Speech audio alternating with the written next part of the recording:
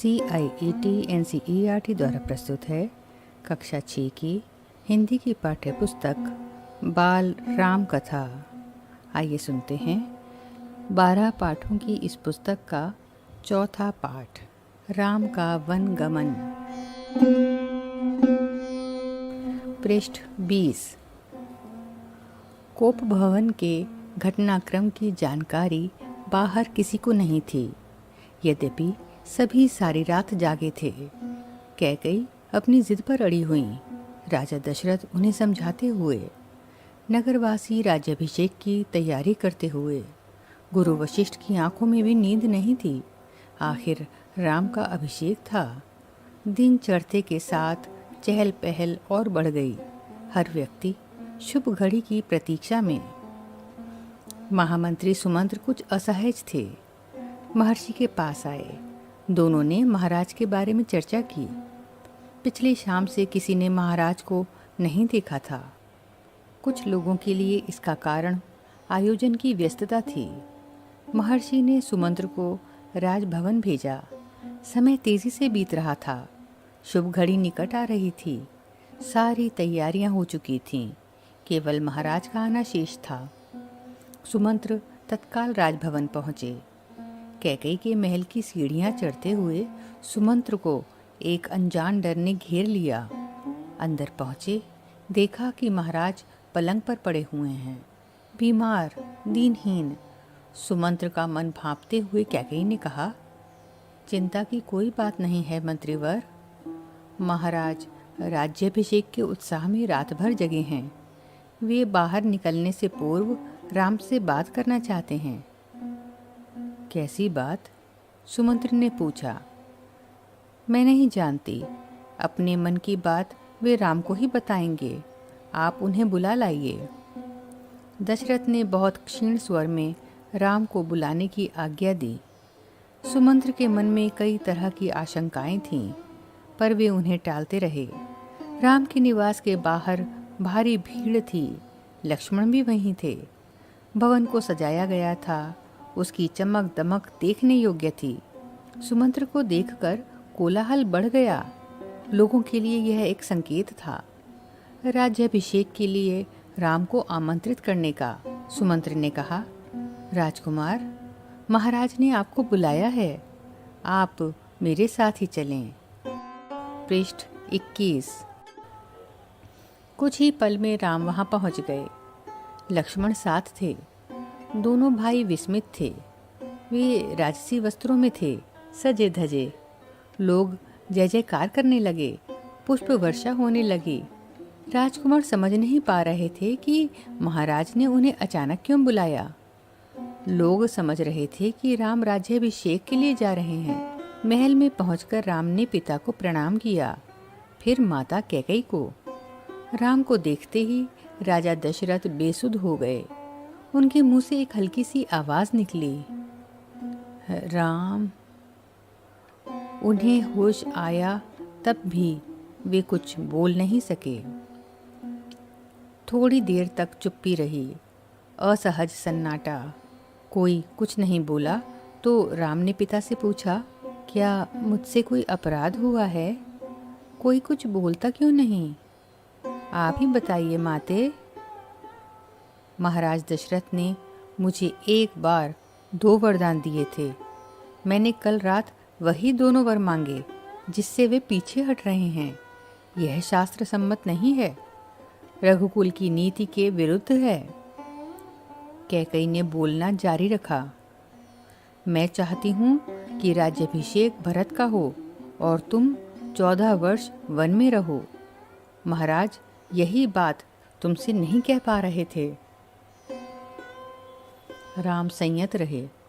उन्होंने दृढ़ता से कहा, पिता का वचन अवश्य पूरा होगा। भरत को राजगद्दी दी जाए। मैं आज ही वन चला जाऊंगा। राम की शांत और सधी हुई वाणी सुनकर कैकेयी के चेहरे पर प्रसन्नता छा गई। उनकी मनोकामना पूर्ण हुई।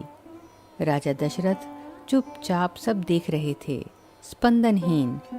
कैकेयी की ओर देखते हुए उनके मुंह से बस एक शब्द निकला, धिक्कार। कैकेयी के महल से निकलकर राम सीधे अपनी माँ के पास गए। उन्होंने माता कौशल्या को कैकेयी भवन का विवरण दिया और अपना निर्णय सुनाया। राम वन जाएंगे। कौशल्या यह सुनकर सुध खो बैठी। रिपीट। राम वन जाएंगे। कौशल्या यह सुनकर सुध खो बैठी। लक्ष्मण अब तक शांत थे, पर क्रोध से भरे हुए। राम ने समझाया और उनसे वन जाने की तैयारी के लिए कहा। कौशल्या का मन था कि राम को रोक लें, वन ना जाने दें, राजगद्दी छोड़ दें, पर वह अयोध्या में रहें। उन्होंने कहा, पुत्र, यह राजाज्ञा अनुचित है, उसे मानने की आवश्यकता नहीं है। राम ने उन्हें नम्रता से उत्तर दिया, यह राजाज्ञा नहीं, पिता की आज्ञा है। उनकी आज्ञा का उल्लंघन मेरी शक्ति से परे है। आप मुझे आशीर्वाद दें। पृष्ठ 22। लक्ष्मण से राम का संवाद जारी रहा। राम ने वन गमन को भाग्यवश आया उलटफेर कहा। लक्ष्मण इससे सहमत नहीं थे, वे इसे कायरों का जीवन मानते थे। उन्होंने राम से कहा, आप बाहुबल से अयोध्या का राज सिंहासन छीन लें, देखता हूँ कौन विरोध करता है।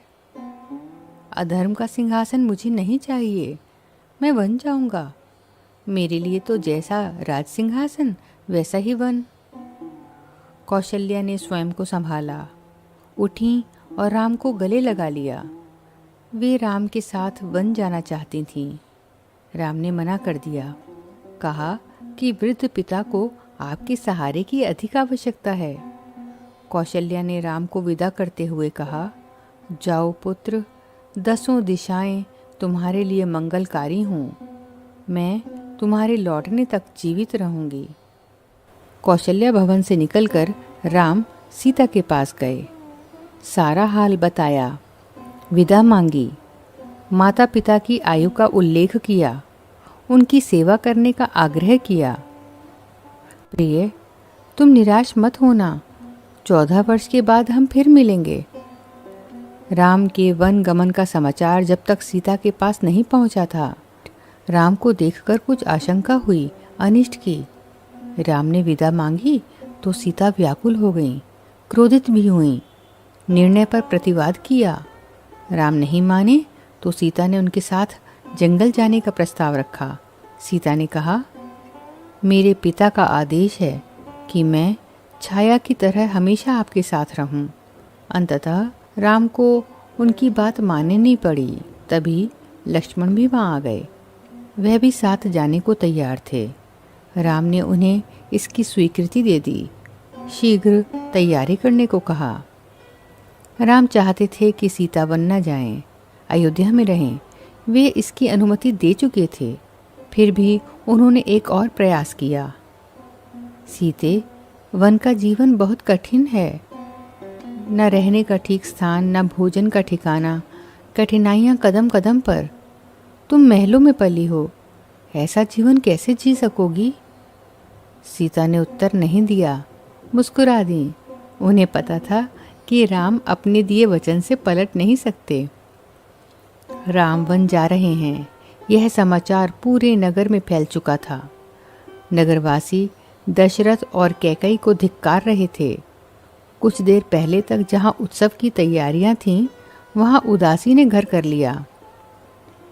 सड़कें गीली थीं, लोगों के आंसुओं से। पृष्ठ 23। सबकी इच्छा थी कि राम सीता वन ना जाएं। वे उन्हें रोकना चाहते थे, पर बेबस थे। राम, सीता और लक्ष्मण जंगल जाने से पहले पिता का आशीर्वाद लेने गए। महाराज दशरथ दर्द से कराह रहे थे। तीनों रानियां वहीं थीं। मंत्री आसपास थे। मंत्रीगण रानी कैकेयी को अब भी समझा रहे थे, क्षुब्ध थे, पर तर्क का साथ नहीं छोड़ना चाहते थे। ज्ञान, दर्शन, नीति, रीति, परंपरा सबका हवाला दिया। कैकेयी अड़ी रहीं। राम ने कक्ष में प्रवेश किया तो दशरथ में जीवन का संचार हुआ। वे उठकर बैठ गए। उन्होंने कहा, पुत्र, मेरी मति मारी गई है। मैं वचनबद्ध हूँ, ऐसा निर्णय करने के लिए विवश हूँ, पर तुम्हारे ऊपर कोई बंधन नहीं है। मुझे बंदी बना लो और राज संभालो। यह राज सिंहासन तुम्हारा है, केवल तुम्हारा। पिता के वचनों ने राम को झकझोर दिया। वे दुखी हो गए, पर उन्होंने नीति का साथ नहीं छोड़ा। आंतरिक पीड़ा आपको ऐसा कहने पर विवश कर रही है। मुझे राज्य का लोभ नहीं है, मैं ऐसा नहीं कर सकता। आप हमें आशीर्वाद देकर विदा करें। विदाई का दुख सहन करना कठिन है, इसे और न बढ़ाएं। इसी बीच रानी कैकई ने राम, लक्ष्मण और सीता को वल्कल वस्त्र दिए। राम ने राजसी वस्त्र उतार दिए, तपस्वियों के वस्त्र पहने।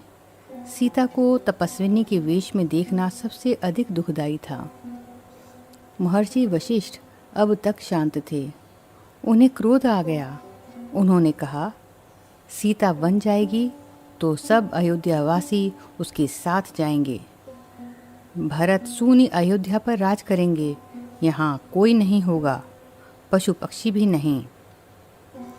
एक बार फिर राम ने सबसे अनुमति मांगी। आगे आगे राम, उनके पीछे सीता, उनके पीछे लक्ष्मण। महल के ठीक बाहर मंत्री सुमंत्र रथ लेकर खड़े थे। रथ पर चढ़कर राम ने कहा, महामंत्री, रथ तेज चलाएं। नगरवासी रथ के पीछे दौड़े। राजा दशरथ और माता कौशल्या भी पीछे पीछे गए। सब रो रहे थे, सबकी आंखों में आंसू थे। पुरुष, महिलाएं, बूढ़े, बच्चे, जवान मीलों तक नंगे पांव दौड़ते रहे। राम यह दृश्य देखकर विचलित हो गए, भावुक भी। उनसे यह देखा नहीं जा रहा था। उन्होंने सुमंत्र से रथ को और गति से हाँकने को कहा, ताकि लोग हार जाएं, थक कर पीछे छूट जाएं, घर लौट जाएं। राजा दशरथ लगातार रथ की दिशा में नजरें गड़ाए खड़े रहे, जब तक रथ आंखों से ओझल नहीं हो गया। पृष्ठ 24। इस पृष्ठ में एक चित्र दिया गया है, जिसमें राम, लक्ष्मण और सीता एक नौका में बैठकर नदी पार कर रहे हैं। पृष्ठ 25। रथ दिखना बंद हुआ तो वे धरती पर गिर पड़े। रथ दिन भर दौड़ता रहा। वन अभी दूर था। तमसा नदी के तट तक पहुँचते पहुँचते शाम हो गई। वनवासियों ने रात वहीं बिताई। अगली सुबह वे दक्षिण दिशा की ओर चले, हरे भरे खेतों के बीच से। गोमती नदी पार कर राम, सीता और लक्ष्मण सई नदी के तट पर पहुँचे। महाराज दशरथ के राज्य की सीमा वहीं समाप्त होती थी। राम ने मुड़कर अपनी जन्मभूमि को देखा, उसे प्रणाम किया। हे जननी, अब 14 वर्ष बाद ही तुम्हारे दर्शन कर सकूंगा। शाम होते होते वे गंगा के किनारे पहुंच गए। श्रृंगवेरपुर गांव में निषाद राज गुह ने उनका स्वागत किया।